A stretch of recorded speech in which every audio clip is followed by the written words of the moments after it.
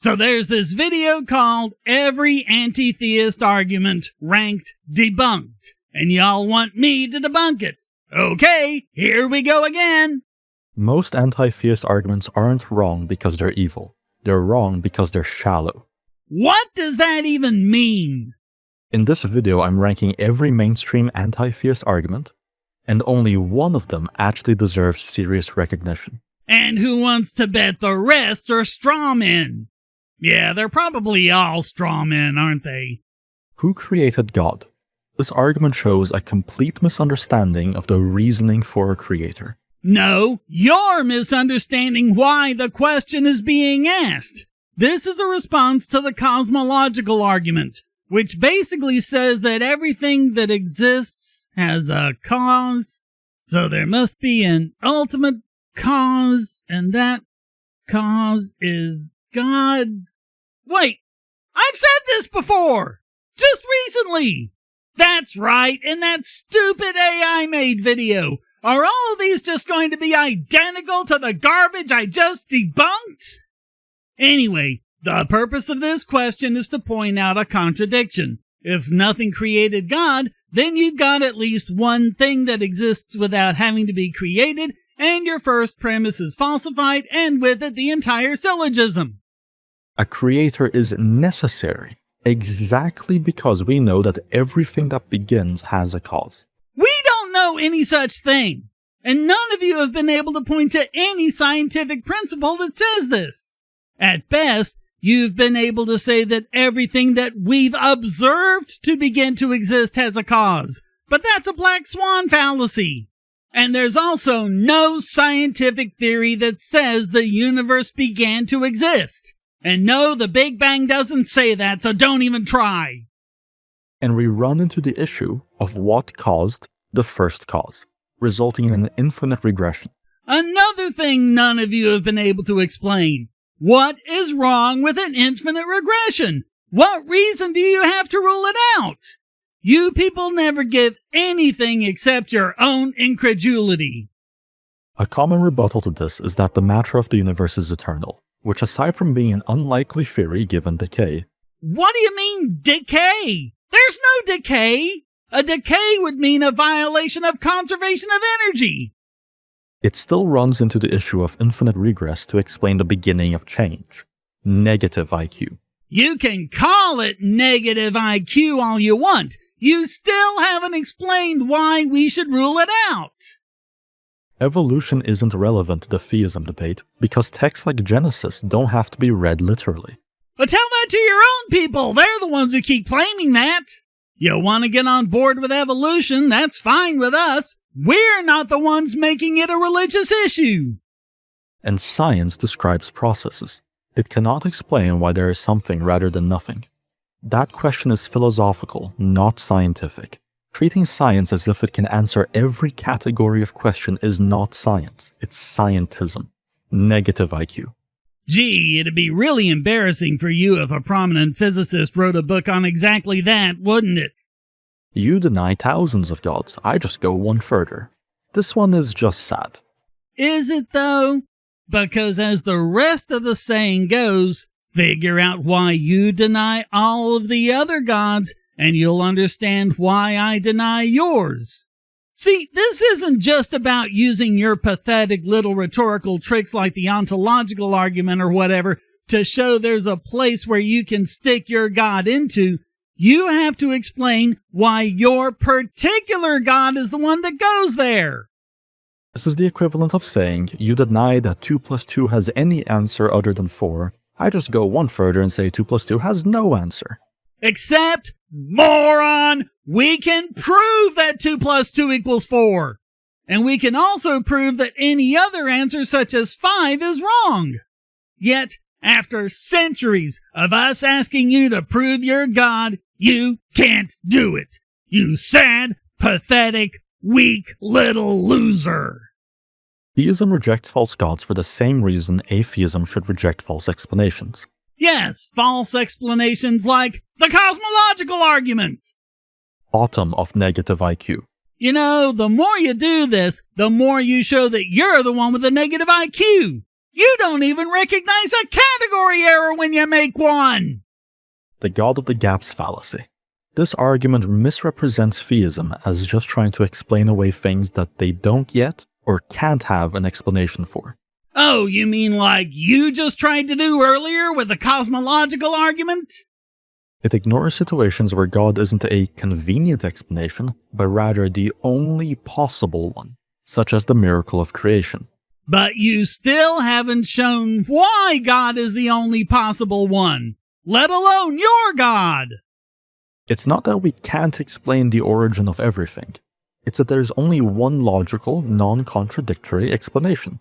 God is not an explanation that competes with scientific explanations. He is the precondition for any explanation existing at all. You can claim it all you want. You can assert it all you want. But you still haven't demonstrated it. Lack of empirical evidence. This is just an empiricism fallacy. Absence of evidence is not evidence of absence. Always watch out for that faulty aphorism. Absence of evidence is not evidence of absence. It sounds all deep and thinky, but it just isn't. It's really just a rhetorical trick to try and flip the burden of proof. Absence of evidence quite often is evidence of absence when you've done a lot of rigorous work into trying to find the evidence and came up empty. We see no physiological effects from homeopathy despite well over a century of testing. We find no measurable energy fields for human auras under controlled conditions. We find no traces, signals, artifacts, or mechanisms for astrology influencing personality. And you've been unable to show even an inkling of proof for your God despite centuries of debate. And now you're using their pathetic trope. Absence of evidence is not evidence of absence. Are you really trying to elevate homeopathy, astrology, and New Age woo to the level of your religion? Because what you actually did is sink your religion down to their level. Sorry, but this sort of reasoning just isn't allowed in science or logic. There is no get out of epistemology free card. The omnipotence paradox. Can God create a stone so heavy he cannot lift it? This is an argument by changing definitions. You've decided that omnipotence means being able to contradict himself and bring in illogical nonsense. Logic is upheld by God as a great good. Omnipotence means the ability to do all that is logically possible, not to perform contradictions masquerading as tasks. Okay, but don't then turn around and tell me God created logic. Because if he created logic, if he's the reason for it, he should have the power to do illogical things. Your reasoning only applies if logic is independent of God. The Euthyprho dilemma. Is something good because God commands it, or does God command it because it is good? The dilemma assumes goodness exists independently of God. No, it asks whether it does. Why do I have a feeling you're about to dodge the question? Classical theism rejects that premise.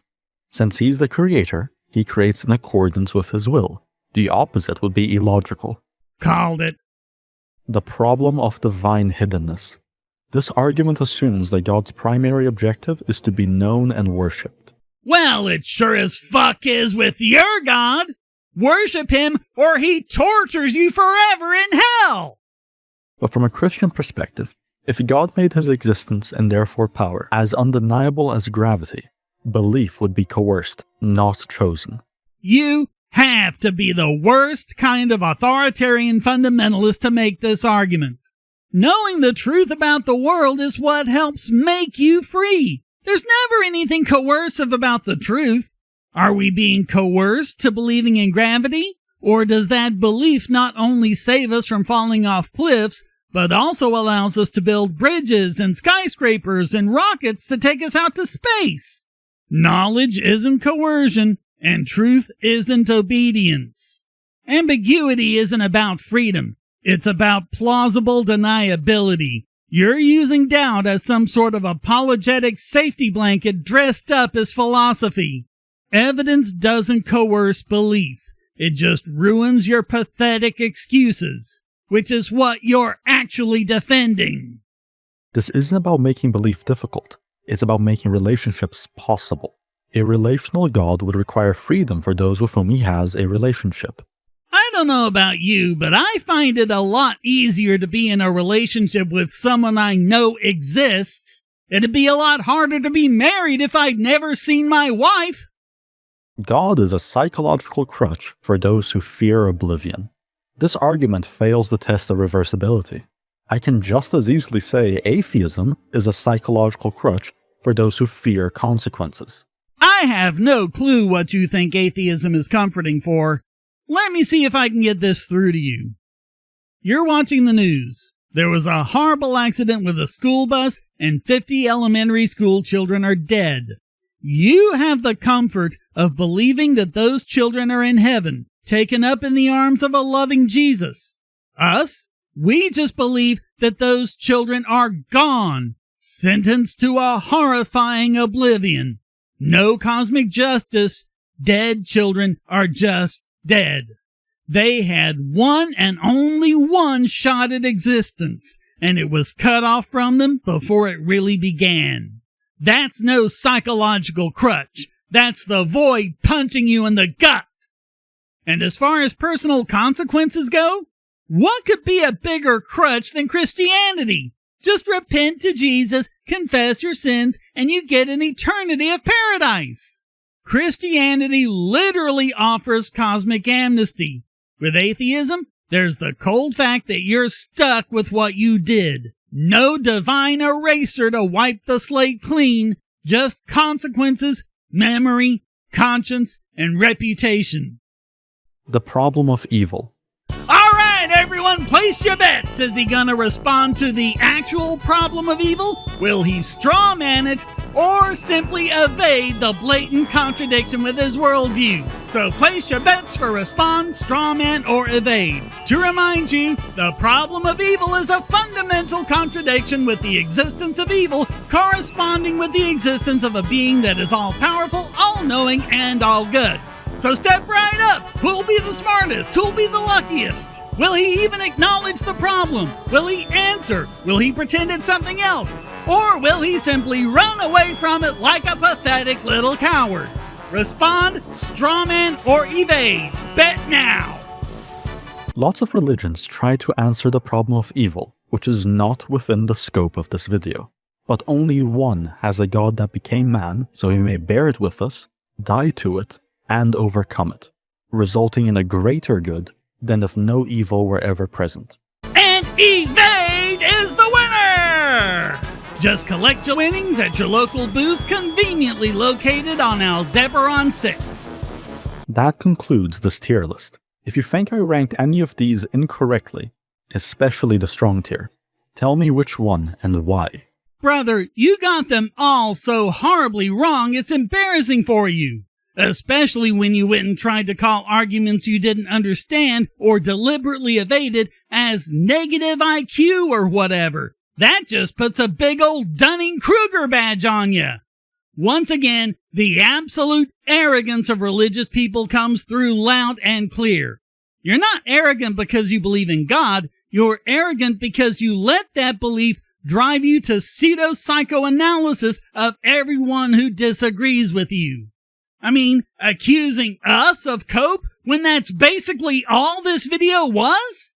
That's not reason. That's a way to avoid engaging with points you're afraid to attack head on. Truth never needs that kind of condescension. So thanks for watching. Please hit like and subscribe, leave a comment, and go to donate.bogosity.tv to keep me doing what I do. And check out all the great content here, like this video selected just for you.